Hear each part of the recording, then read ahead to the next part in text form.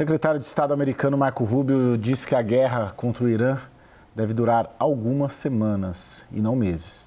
Israel prometeu intensificar seus bombardeios contra o Irã. A reportagem é de Mariana Jangiacomo. Rubio demonstrou otimismo sobre os rumos da operação.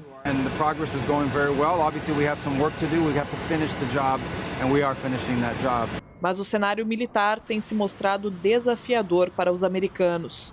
Uma reportagem do jornal Washington Post revelou que membros do Pentágono estão preocupados com o estoque de mísseis Tomahawk na região.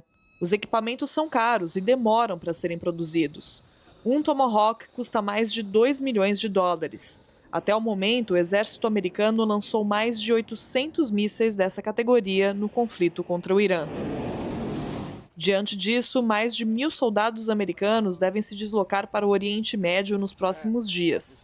Eles ficarão disponíveis para possíveis operações. Entretanto, o secretário de Estado americano descartou que um ataque terrestre esteja na lista de possibilidades. We are achieving all those objectives. We are ahead of schedule on most of them, and we can achieve them without any ground troops, without any. Mas Rubio não soube dizer em que pé estão as negociações com o Irã. Até agora, o plano de 15 pontos enviado pelos Estados Unidos segue sem resposta. Os ayatolás suspenderam parcialmente as tratativas depois de Israel atacar instalações nucleares do Irã. O exército de Tel Aviv diz que a operação visava prejudicar o programa de armas nucleares do Irã. O governo de Benjamin Netanyahu intensificou os bombardeios justamente diante das negociações entre Estados Unidos e Teherã. Além disso, o ministro da Defesa, Israel Katz, prometeu uma escalada no conflito. O regime dos ayatolás criticou os ataques e prometeu que Netanyahu pagará um preço alto pelos bombardeios. Pouco depois, bombas de fragmentação cruzaram o céu de Tel Aviv. A resposta do Irã não tem sido somente militar. Hackers relacionados ao regime iraniano acessaram o e-mail pessoal do diretor do FBI, Kash Patel, e publicaram materiais, incluindo fotos e documentos de antes de Patel se tornar diretor. Os hackers disseram que o ato foi uma retaliação a um ataque com um míssil que atingiu uma escola no Irã, atribuído aos Estados Unidos. O FBI confirmou o vazamento e passou a oferecer 10 milhões de dólares para quem tiver mais informações sobre o grupo. Maurício, o Irã está vendendo caro essa negociação? Olha, vendendo muito caro, né? Não só a negociação, mas toda a guerra, sobretudo por conta das ações do Irã no Estreito de Hormuz e nos países vizinhos, no Golfo Pérsico, que estão causando um impacto negativo na economia global, né? Não só na região do Golfo, mas no mundo inteiro. Então, nós temos um problema da alta dos preços do petróleo, da instabilidade de fornecimento de gás natural, de fertilizantes, de amônia, de ureia. Tudo isso tem consequências muito negativas para setores, por exemplo, como produção de alimentos. Tem a questão da instabilidade financeira, né? Quer dizer, foi uma semana absolutamente horrorosa nas bolsas de valores dos Estados Unidos, e também em outros países, né, inclusive aqui no Brasil. Né? Então, toda a estratégia do Irã nessa guerra tem sido a de provocar um custo econômico muito alto e mostrar para o resto do mundo que não é do seu interesse esse tipo de ataque ao Irã, né? Que os países estão perdendo com essa guerra. Então, isso vai causar também problemas políticos para o presidente Trump nos Estados Unidos. Né? Seus números de popularidade estão muito ruins, principalmente no que diz respeito à condição da economia e às questões de política externa. Lorival, dá para dizer hoje que a negociação interessa mais ao Trump que ao Irã? É isso mesmo, interessa sim, porque o Irã está colhendo frutos ainda dessa guerra, né? No sentido de fazer com que os Estados Unidos e Israel e outros países pensem 2 vezes da próxima vez antes de atacá-lo. E a ideia é realmente criar uma dissuasão mais robusta. E o Trump é o contrário, né? Essa guerra está tendo um alto custo econômico e político para ele. Então, essa mobilização de tropas terrestres, fuzileiros navais e paraquedistas que estão a caminho do Golfo Pérsico, americanos, tem um duplo objetivo, um objetivo de dissuasão, né, de pressionar o Irã a negociar em termos mais favoráveis para os Estados Unidos, e se isso não acontecer, de realmente partir para uma operação de liberação da navegação do Estreito de Hormuz e de eliminação da capacidade de lançamento de mísseis balísticos e de drones. A agência Reuters trouxe informação de que, segundo 5 fontes da inteligência militar americana, os Estados Unidos só têm condições de dizer com certeza que 1/3 dos mísseis foram realmente destruídos, dos mísseis iranianos. Um outro terço, há uma probabilidade, mas não tem certeza. Isso entra em choque completamente com o que tem dito o presidente Trump, que diz que eliminou completamente o arsenal de mísseis, que falta só 1%, mas que esse 1% ainda é capaz de causar dano a um petroleiro tentando cruzar ali o Estreito de Hormuz. E hoje também 12 militares americanos foram feridos por um míssil disparado contra uma base americana na Arábia Saudita, e foi um míssil balístico do Irã, demonstrando que o Irã mantém grande parte da sua capacidade. Maurício, esse envio de tropas ali para a região por parte dos Estados Unidos, dá para a gente antecipar uma intensificação do conflito bélico com a presença deles? Ou, como disse o Lorival ali, tem um efeito muito mais dissuasório? Bom, até agora, as declarações tanto do presidente Trump quanto do secretário de Estado Marco Rubio foram um tanto ambivalentes e contraditórias, né, com relação ao envio dessas tropas, dizendo que não há possibilidade de um ataque terrestre, nada do tipo.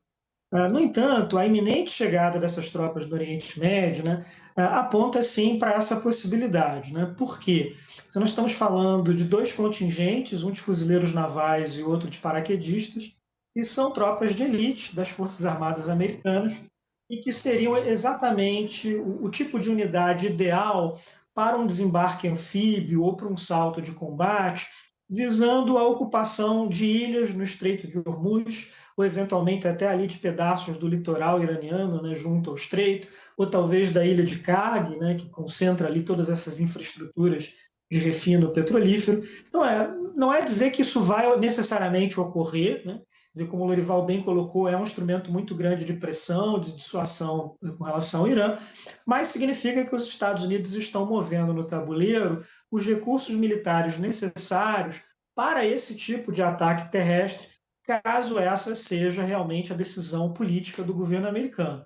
Mas se um ataque desse tipo ocorrer, nós vamos ter uma escalada da guerra, né, com enormes riscos ali, por exemplo, de mortes em grande escala por parte dos militares americanos, né, de uma destruição material ainda maior. E é claro que isso vai jogar ondas de reverberação por toda a economia americana. Lorival, hoje no Fora da Ordem, né, o podcast nosso, né, seu, o Américo, hoje o William Vac participou também, inclusive você podia já falar que vai ter agora, virou um videocast que vai passar na nossa grade, né, o Fora da Ordem. Ele já estava no YouTube e agora, a partir de domingo, às 5h15 da tarde, se torna um programa aqui da CNN Brasil também. Parabéns. Obrigado. Eu assisto toda sexta, você sabe, né, que a gente acaba comentando. Mas vamos muito orgulhosos.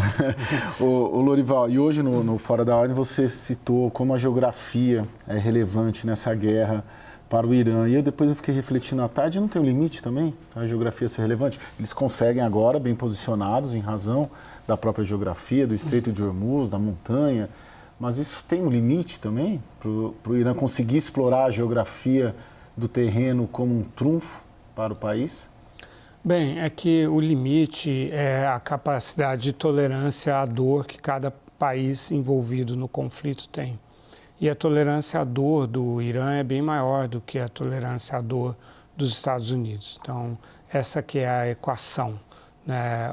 Você tem ali o Corpo da Guarda Revolucionária Islâmica há décadas se preparando, treinando e efetivamente realizando operações de guerra de guerrilha, primeiro na própria Revolução Islâmica, né, ali quando foi formada a Guarda Revolucionária, quando tiveram que combater inimigos internos, liberais, esquerdistas, seculares e tal, e depois imediatamente a guerra Irã-Iraque entre 1980 e 88, depois na própria formação do Hezbollah, das milícias xiitas no Iraque e no Irã, também a colaboração com os Houthis no Iêmen. Então, passaram décadas, né, operando, trabalhando a guerra de guerrilha, aperfeiçoando, e aquele é o terreno que eles conhecem, é o terreno deles, é o território deles, né, e estão muito prontos para essa guerra de guerrilha. Não subestimam os Estados Unidos,